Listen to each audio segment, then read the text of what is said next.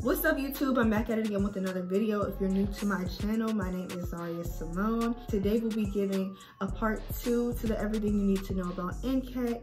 If you haven't watched it, it will be linked in the cards above. So today I'll be answering you guys' questions about anything regarding A&T, whether it be academic life, social life, dorm life, what the restaurants are like on campus, what the people are like. Anything that I didn't touch that was in my first video will be touched in this video. So if you guys like this video, please make sure to like, comment, subscribe. I know people say that all the time, and I'm gonna need y'all to support so I can continue doing videos like this for you guys.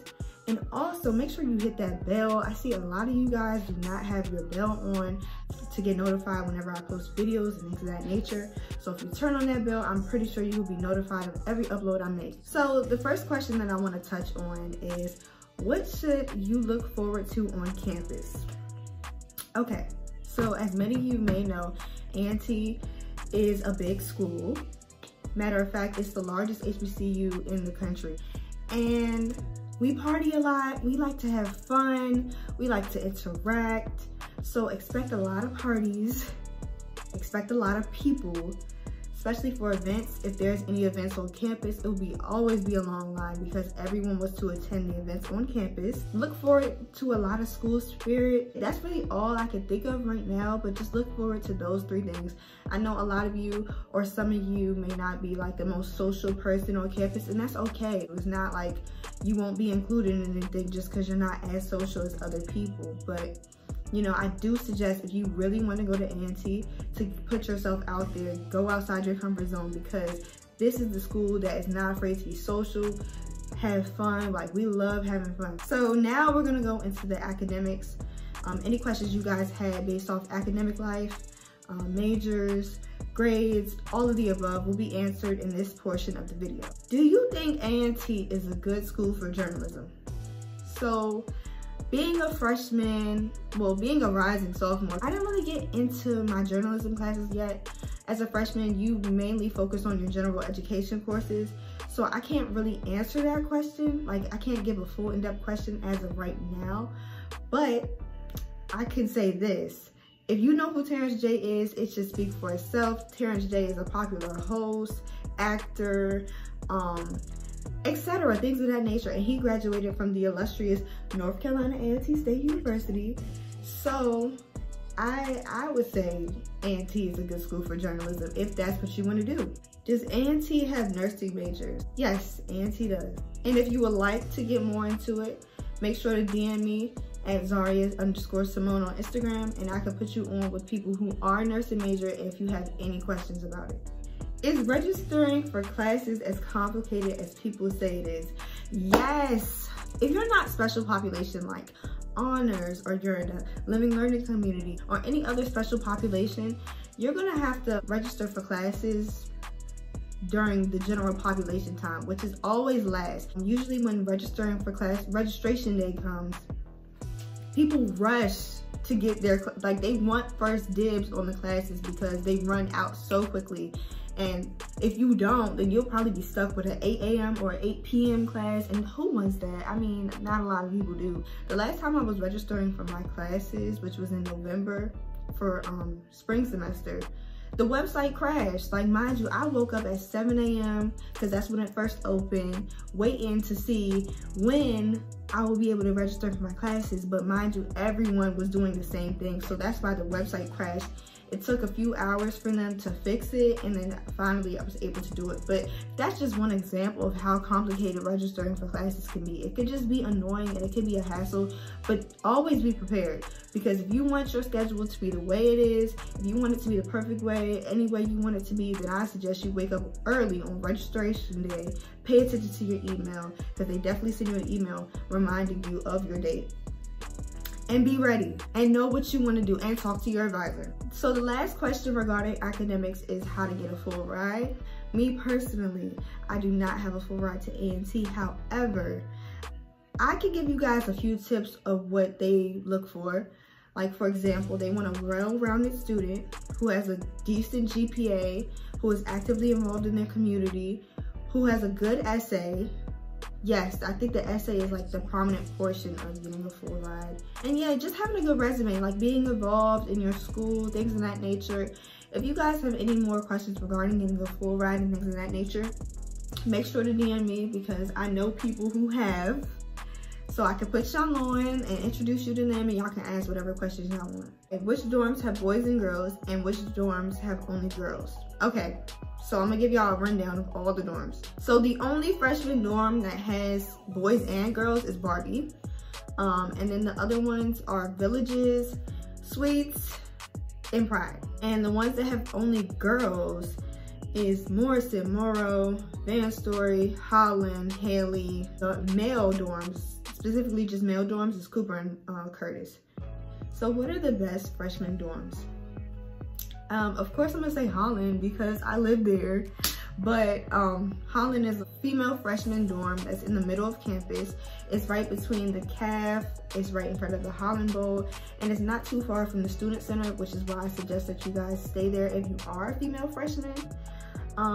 Regarding boys, do not stay in Cooper. I'm not going to suggest Cooper to you, because anytime I hear about Cooper, it's not good news. It's not. If you want to have a good time, if you like living with a lot of people, if you want to be surrounded by freshmen, I suggest you live in Barbie, although it's not like the best looking dorm. However, it's a co-ed dorm. You'll be with people who's your age, like you'll have fun. It's always something going on in Barbie. Like when I was first semester, I was always in Barbie because everyone I knew was in there, so it was always lit. During freshman year, is it better to room with someone you don't know and get to know them, or is it better to request to stay with someone you already know? Honestly, it's based on your personal preference. My personal preference is to be with someone that I know of but don't really know, because if I'm with my friend already 24/7, I'm not gonna want to live with them and see them all the time, because I'm gonna get irritated fast.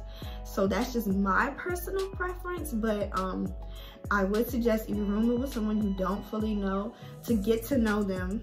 Make sure you guys agree to room with each other in advance before the application process, so you guys can talk about how you want to decorate your room, your color scheme, what your non-negotiables are, things of that nature. How is your roommate and how did y'all meet?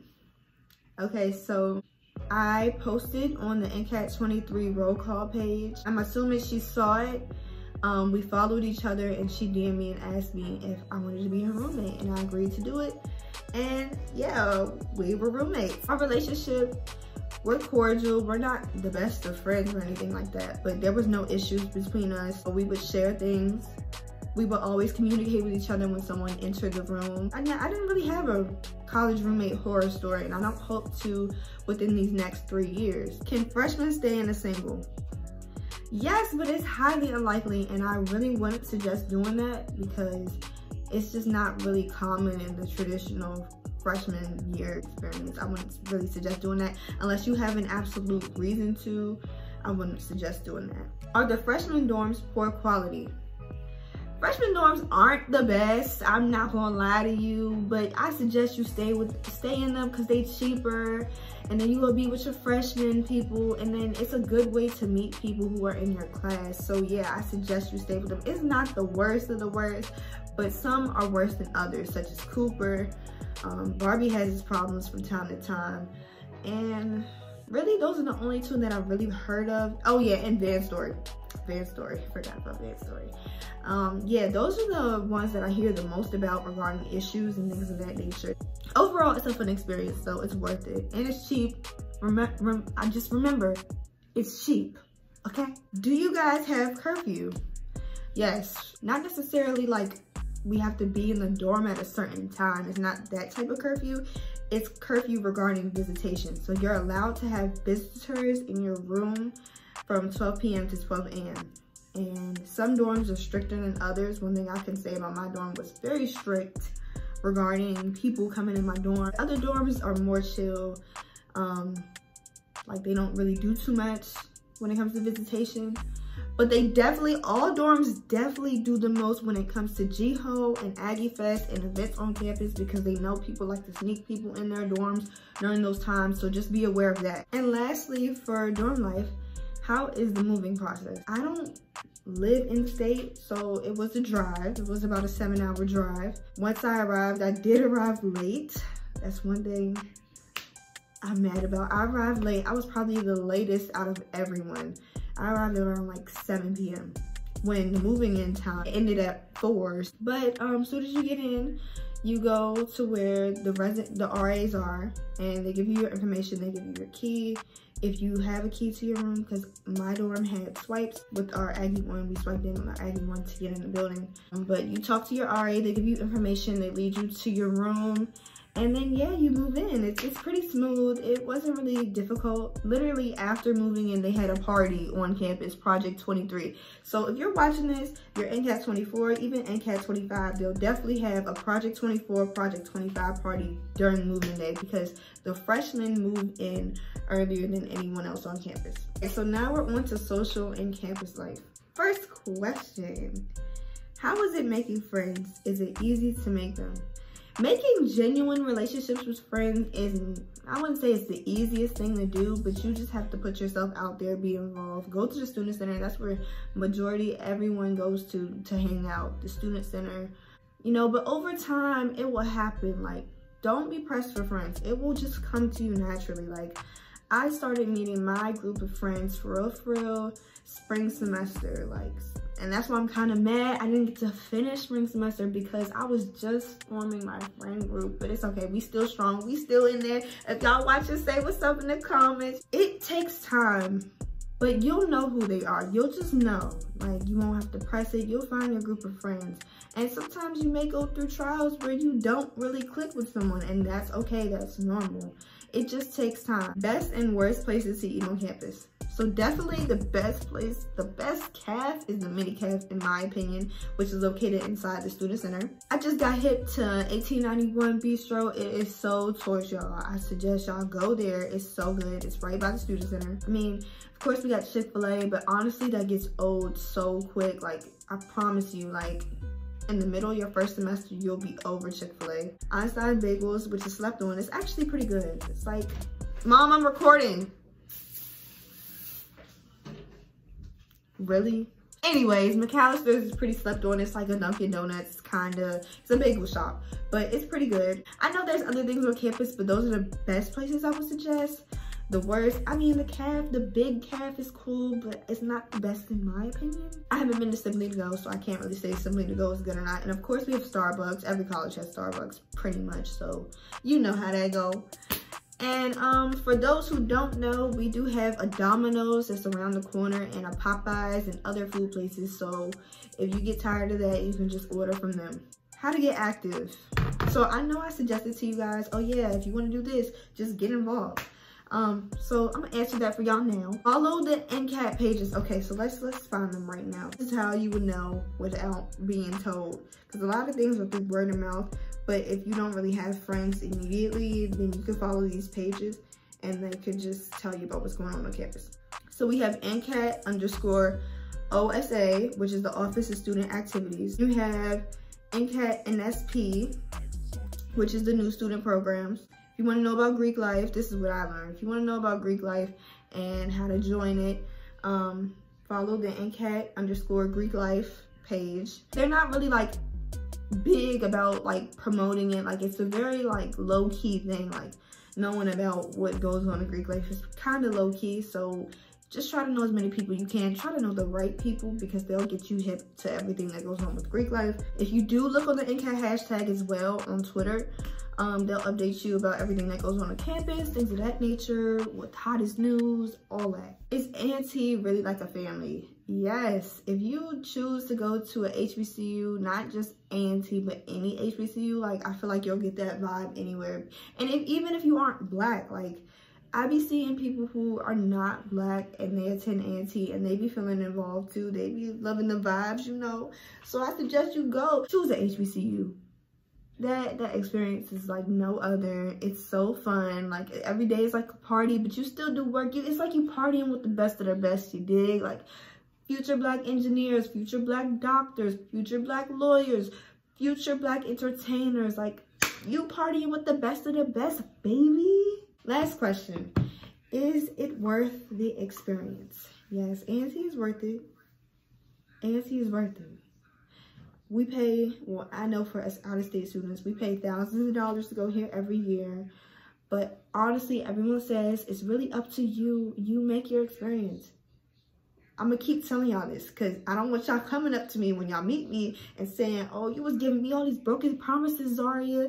A&T is not as lit as I thought it would be. It looks so lit online, but when I come here, it's not lit. Well, are you putting yourself out there? Are you making friends? Are you meeting people? Are you involved? That's on you. I'm telling you the type of school A&T is. Y'all should know this. A&T is a party school. You should know from my vlogs. A&T is a party school. We like to party. So you make your experience. If you reached the end of this video, because I know it's pretty lengthy, I wanted to give y'all the facts. I wanted to tell y'all what was up. I appreciate you. This is the end of the video. Thank you so much for watching to the end. If you guys want to see more content, please go look on my channel. I will make more videos like this for you guys if you guys want some. If y'all are having any questions, feel free to DM me. It's more so on Instagram than Twitter because I'm more active on there. But if you guys like this video, please make sure to like, comment, subscribe, turn on that bell, and stay tuned for more content. House super clean.